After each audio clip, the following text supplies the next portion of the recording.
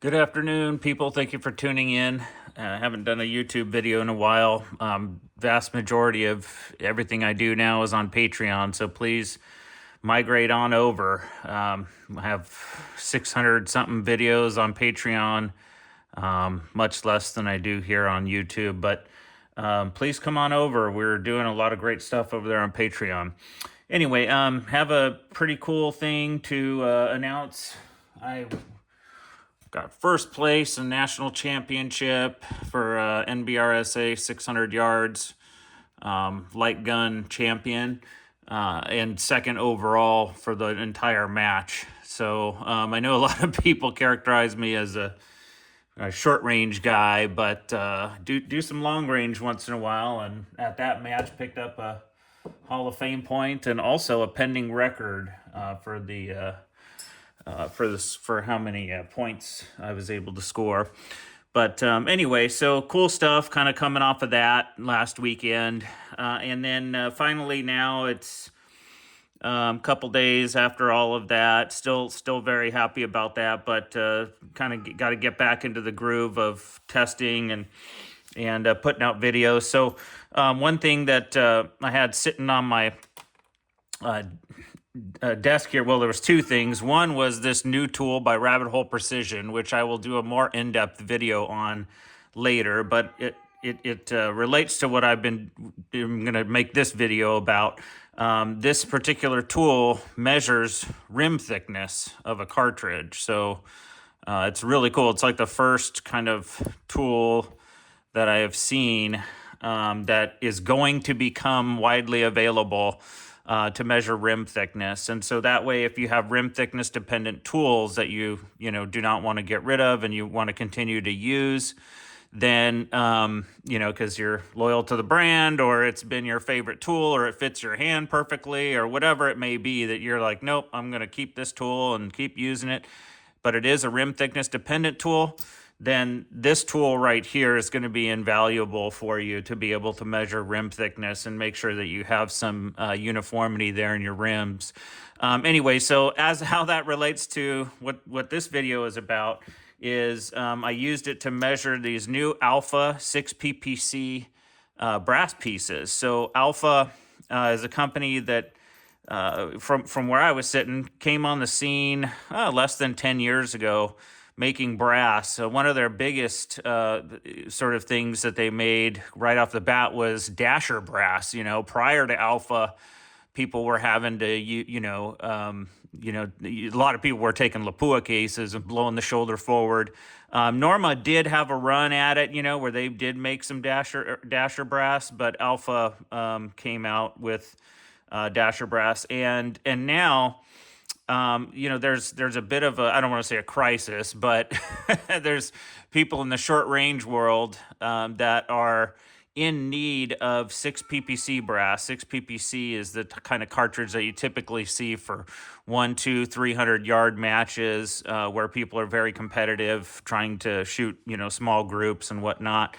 And anyway, so the big manufacturer for that is Lapua, and they produce a piece of brass called the 220 Russian, and a lot of people use that. Norma then came out and made some, PPC brass, a 6 PPC and a 22 PPC. And even Starline, it's not 6 PPC brass, but it's a particular type of brass that has the same diameter and same general length and everything that you can fire form into 6 PPC brass. Well, Alpha now is making 6 PPC brass. So somebody sent this to me. I said, just grab some random pieces out of the lot of brass that you have. So I just want to check them out and add them to my database. So if you've been tuning into my YouTubes, you probably have seen The Secret Life of Brass. That series basically is where I took tons of measurements on 6 PPC brass, the Lapua 220 Russian case, the Norma 22 PPC, the Norma 6 PPC, the Starline brass, and now I'm adding Alpha to the database. So if you could see there where I basically added Alpha to the database. So this particular video is just going to be focusing in on the measurements that I took with Alpha, and in general, how do they compare to like the Starline, the Lapua, and the Norma? And without even firing a case, I have not fired a case. I mean, these are all virgin cases. But I wanted to do all the measurements that I did for the Secret Life of Brass here with this Alpha brass, and sort of just see how does it compare. So first measurement I took is weight. So I'm not going to go into super depth on how I measured all these things in this video. You can get that from the Secret Life of Brass series, particularly the first video. This is just going to be kind of a quick review of kind of where does Alpha fit in with these other brass brands, looking at the different measurements of the brass. And then some of those measurements have implications for like what you're going to do with the brass and whatnot. But anyway, so the first metric I got was weight. So simply just weighing them. The Lapua, had a very small extreme spread, less than a grain. It was like 0.62 grain. So there was pretty good uniformity there. Norma, a little bit greater than Norma 22 ppc was 0.7. 6 ppc was 0.94. So that's getting up to almost a grain of sort of difference there within the sample that I took. And by the way, just the sample sizes for the Lapua and the two Normas was 6 pieces. The sample size with Starline was 5, and the sample size with Alpha is 20. So keep that in mind, because the Alpha one in particular, because that's 20 cases I measured. The other ones were 5 or 6. With the more cases you measure, the more variance you should get. So I don't want to, so I want to be fair. Like when you're looking at this data, they're not 100% comparable because the sample sizes are different. But if the Alpha, looks good on a metric, looks better on a metric than these other ones, then that's really good, because there was actually, you should have had more chance for variance with a larger sample size, but you did better with a larger sample size than smaller. So that in that circumstance, that you can interpret. Anyway, so let's look at weight. So again, the variance here, 0.62, 0.7, 0.94, and then Starline was 1.34. And the Alpha was 0.6. So definitely on this metric, Starline didn't look too good, and Alpha was right there with like Lapua with 0.6. So the lowest variance there in weight. So that's great. Overall length for the brass was, oh wait, no, is that OAL? No, that's wrong. No, I gotta redo this data for OAL. I'll redo that later. Let's look at neck thickness, actually. I don't know why OAL was messed up before. Oh, no, it's right here. Oh, I put it on a different sheet. Overall length of the brass for Lapua had some variance, and it was pretty long. For Norma, a little variance, and that was the Norma 22 ppc was very long, and the 6 ppc definitely a couple thousandths variance, very long. Starline was had minimal variance but was very short. If you have a long throat in your 6 ppc and a short bullet, you're gonna have trouble jamming it when your brass is trimmed that low.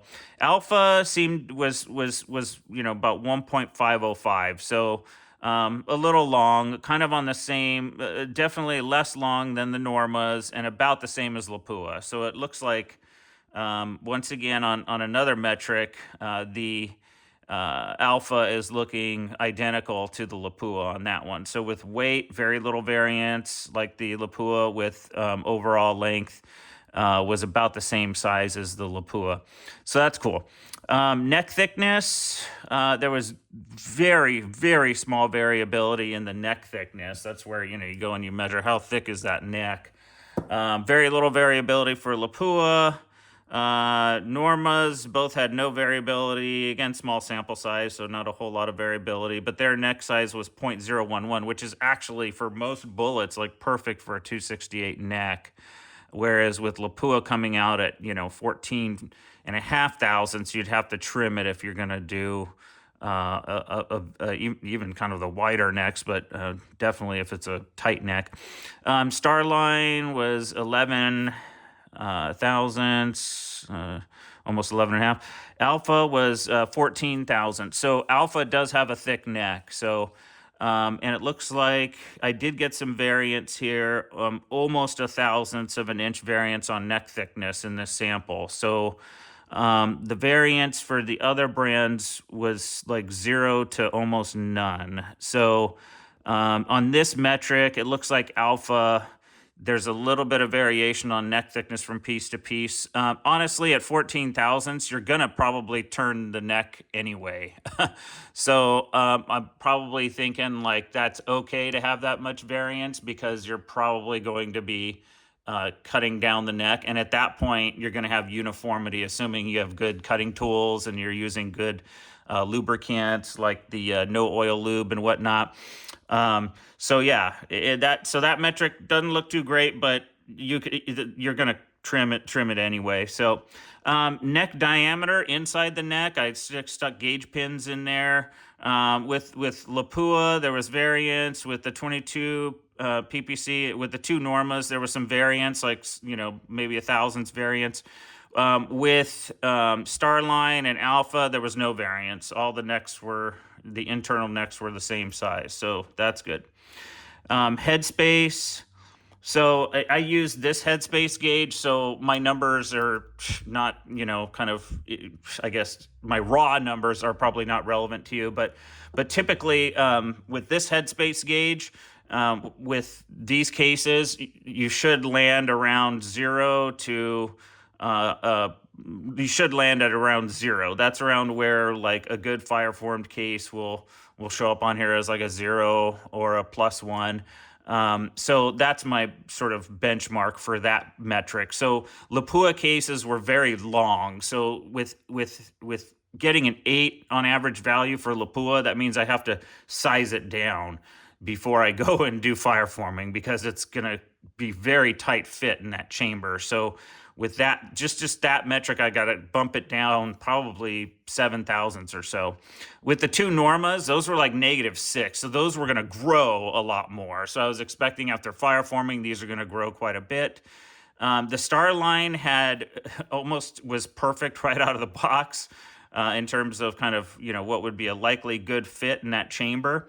And alpha is -3.5, which is good because that gives you some potential. You can grow a little bit with the alpha, but not a whole heck of a lot. Whereas with the Normas, you're growing a lot. With the Lapua, you got to bump it down a lot. With the alpha being at -3.5, that's probably ideal. So that's a good metric there for alpha.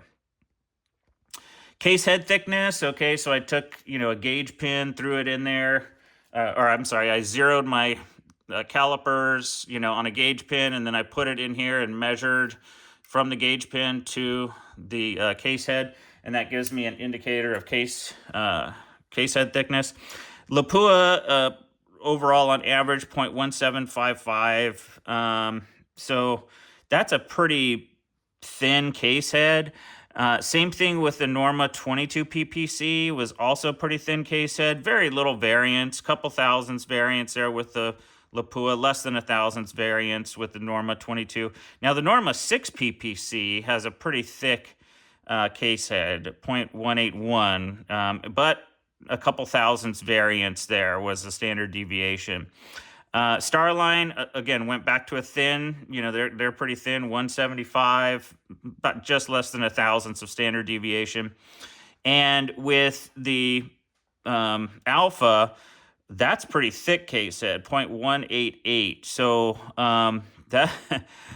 that tells me, that's a pretty thick case head. I think in the Secret Life of Brass test, if you looked at the data or took the data from me, the brands or the brands of brass that had the thinnest, or the types of brass here that had the thinnest case heads, had the primer pockets widening up quicker. So I think case head thickness is, the thicker it is in terms of reinforcing that primer pocket, the better. So I haven't shot these yet. I have not measured, the primer pocket diameter over repeated firings yet, but that is coming.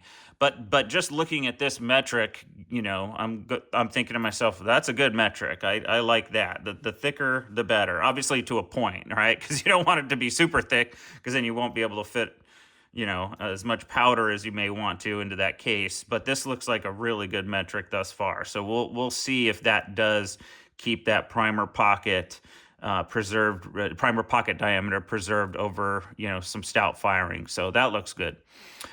Rim thickness, Lapua had very little variance on that, maybe a thousandths on average, with the extreme spread being 3 thousandths. So that's good. So if you have a rim thickness dependent tool that you're using to seat your primers, this sample of alpha here had very little variance. So extreme spread of 3,000. So you're probably going to get very consistent seating depth there with your primers.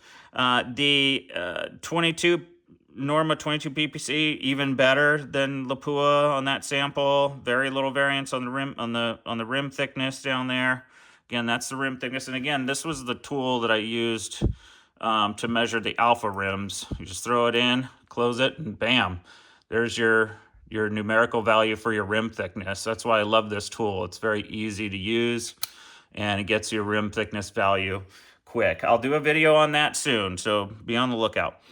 Let's see here. So now let's see again. The Norma 6 ppc had the most extreme spread. So 6,000ths, that's a lot. So if I'm gonna, so this is the brass right here that I absolutely am gonna be using this and start sorting the rim thickness, because that's too much variation there. And again, I'll do a video on that. Starline, again, very little variation there, and alpha, a few thousandths, so very little variation there.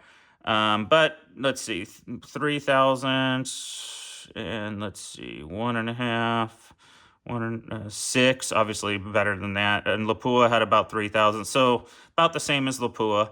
Again, you ideally have no variance and it would all be the same, but in real life, that doesn't happen. But anyway, so about 3,000ths, maybe 3.5 thousandths. Okay, not bad.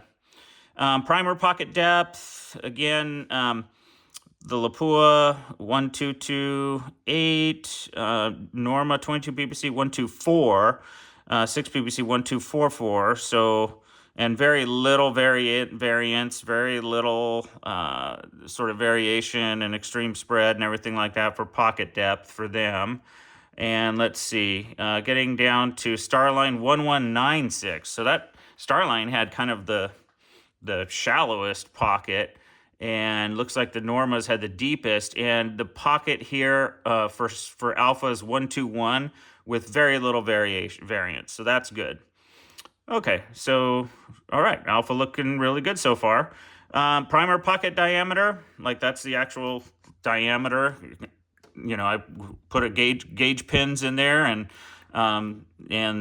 see which one fits.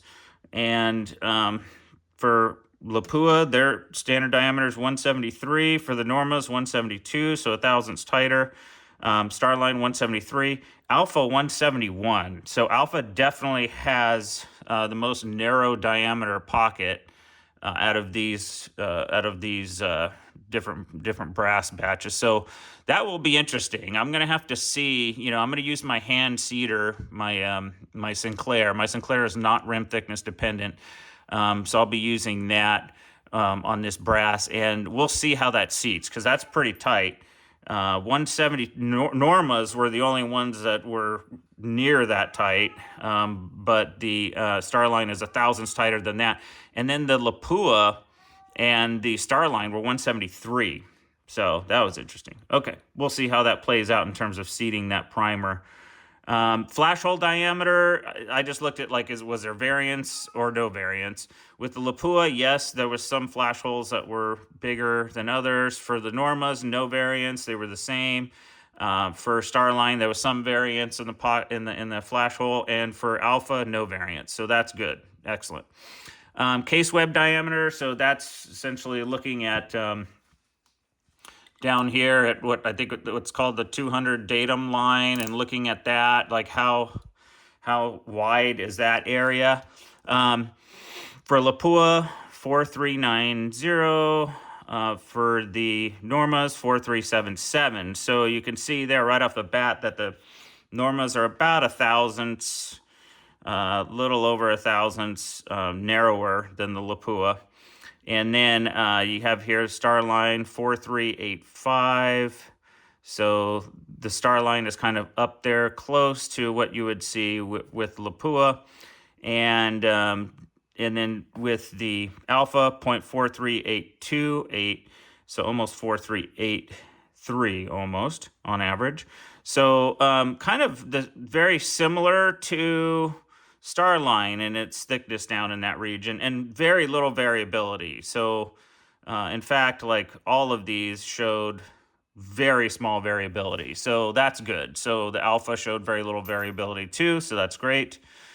And there you go. So, and interestingly enough, with this data, the case web diameter, if you've watched The Secret Life of Brass, the brass that clicked was the brass where they were thinner. The thicker brasses like the Lapua, the 4390, and then the 4385 didn't click because there was not a whole lot of room between that part of the chamber and the brass.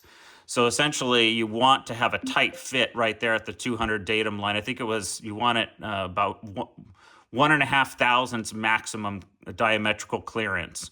If you go higher than that, you're at risk of getting clicks. I mean, it's pretty straightforward.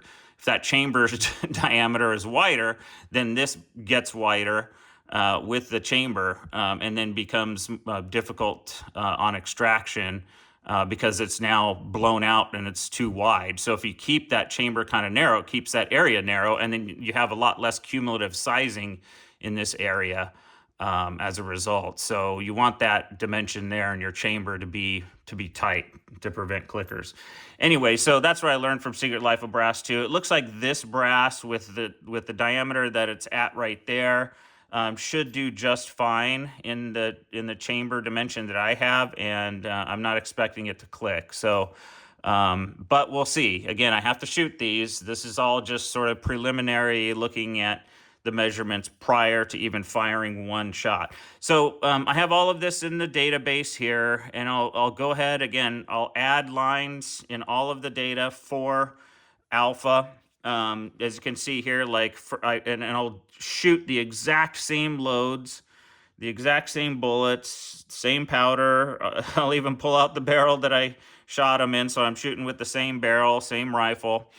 And I'll go ahead and give this alpha the same test that I did these other 4 sets of brass, and input the data. So you can see here I have tons of data. I have ballistics data, what's the average velocity of the 5-shot groups, what's the group size. So I have precision data in there. I have more ballistics data, standard deviation, extreme spread. Even have data in here about what Aztec code was there, etc. So all kinds of different stuff. I tracked overall length and how that changed, had a growth rate. So if you've seen my Secret Life of Brass, like you probably have seen all this stuff. But so basically in all of these graphs and all this data set, we're going to add alpha to it, and I'll be checking, like Headspace, did it grow, did it shrink, how's that looking, case head thickness, how much, is it getting bigger, smaller, staying the same, case web diameter, again, like I mentioned, we had some that sort of, or all the brass ones grew, and there was actually on firing number 4, which was 30.2 of N133, we saw that expansion grew considerably and then leveled out. So that tells me that, we're probably at that point at the high pressure range for this particular. Anyway, so yeah, all this stuff, primer pocket depth, did that change? Primer pocket diameter. And I went up to 20 firings with primer pocket diameter, okay?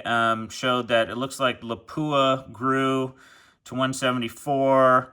Oh, Starline grew to 174 after let's see, 3, 4, 5 firings after about, let's see, after the 7th firing, which was, right after the 30.2 of N133, which again is probably indicative of the high pressure, grew to 174. So anyway, so it looks like Lapua did too after the 17th fire, or after the 16th firing, and then the Norma 6 PPC kept its primer pockets at 173. The Norma 22 PPC kept it until the last firing, which was the 20th one. So interestingly, so we'll add alpha to this and we'll track it, okay? Even flash hole diameter, we'll see if that changed. I don't know if you remember, if you've seen the Secret Life of Brass, but when the flash hole diameter shrinks, that is indicative of the primer pocket opening up. So that's also interesting. So there's a sort of dynamic interplay of the flash hole being, changing in size, constricting in size as the primer pocket grows. Anyway, and then track pressure signs. This is where I found, okay, was there a click on extraction? And this is the data that I, it was like, okay, so, the brass pieces with fairly slim, narrow case head thicknesses developed clickers faster. So it seems like a thicker case head, like Alpha has, helps to sort of keep that pocket sort of tight and less clicker. Well, actually, the diameter of the 200 datum line was the indicative of the clicker. But anyway, so yeah, we'll add alpha to this, and we'll go ahead and get this posted to Patreon. So hopefully you will come on over to Patreon, because this data set, once I'm done with all the firing, will be, I'll basically just post the Excel spreadsheet so people could take it, who are paid members of Patreon, and do whatever you want with it. Check out the data, look for trends. Like I said, I learned a lot about sort of brass and what's going on with brass just by doing this test. It was elucidating, to say the least. And so I learned a lot. And anyway, so yeah, check it out, and we'll get to firing pretty soon. Hopefully post a video on YouTube here with the addition of the alpha brass. We'll do a video, but again, this actual database, if you want to get your hands on the data itself, that will be on my Patreon page. So come on over if you can. All right, everyone, take care. Shoot small.